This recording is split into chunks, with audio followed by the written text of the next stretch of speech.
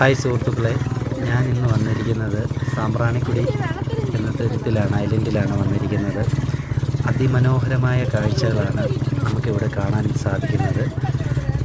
ഞാൻ ഇന്ന് രാവിലെ വെളുപ്പിനെ 4 മണിയായപ്പോഴാണ് ഹൈറേഞ്ചിൽ നിന്നും ഇങ്ങോട്ട് യാത്ര തിരിച്ചത്. അതിരാവിലെ തന്നെ ഇവിടെ എത്തുവാനും പ്രകൃതി ഒരുക്കിയിരിക്കുന്ന വിസ്മയ കാഴ്ചകൾ കാണുവാനും വളരെയധികം ഇടയായി. കണ്ടൽക്കാടുകളിലെ നടുവിലൂടെ ഒരു യാത്ര.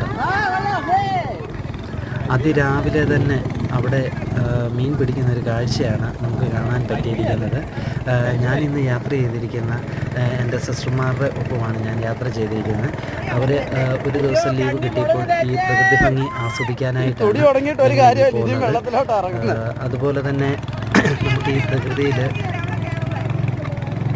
ഈ പ്രകൃതിയിൽ നമുക്ക് കാണാൻ പറ്റിയിരിക്കുന്ന നല്ല നല്ല കാഴ്ചകൾ, നമ്മുടെ പച്ച വിരിച്ച് നിൽക്കുന്ന ഭൂമി എത്ര സുന്ദരിയാണെന്നും അത് ആസ്വദിക്കാനും ദൈവം നമുക്ക് നൽകിയിരിക്കുന്ന ഈ അവസരത്തിനായി ദൈവത്തോട് നന്ദി പറയുന്നു.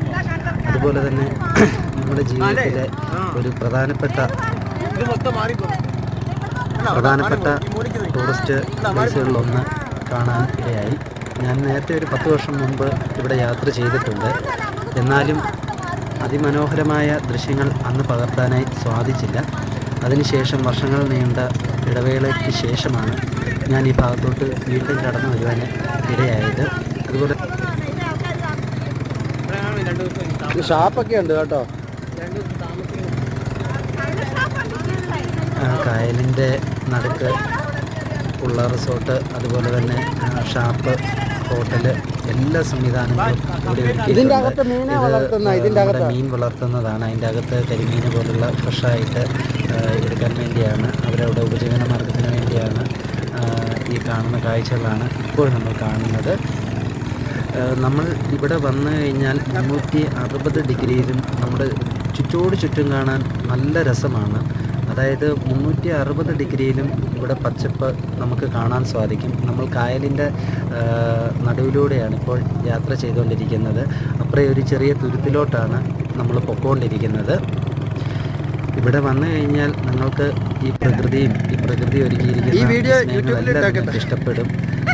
അതുപോലെ തന്നെ നമുക്ക് ആസ്വദിക്കാനായിട്ട് നമ്മൾ കടന്നു വരുമ്പോൾ തന്നെ അവിടെ മാങ്ങ പൊളിയതും, അതുപോലെ തന്നെ പൈനാപ്പിളും, പിന്നെ ചെറിയ ചെറിയ കച്ചവടങ്ങളെല്ലാം അവിടെ വരുമ്പോൾ ചെയ്യുന്ന സാധാരണക്കാരായ ആൾക്കാരുകൾ ഉണ്ട്. അതുപോലെ തന്നെ വീഡിയോ ഇഷ്ടപ്പെട്ടിട്ടുണ്ടെങ്കിൽ നിങ്ങൾ ലൈക്കും കമൻറ്റും ഇടുക. അതുപോലെ തന്നെ സബ്സ്ക്രൈബും ചെയ്യാൻ മറക്കരുത്.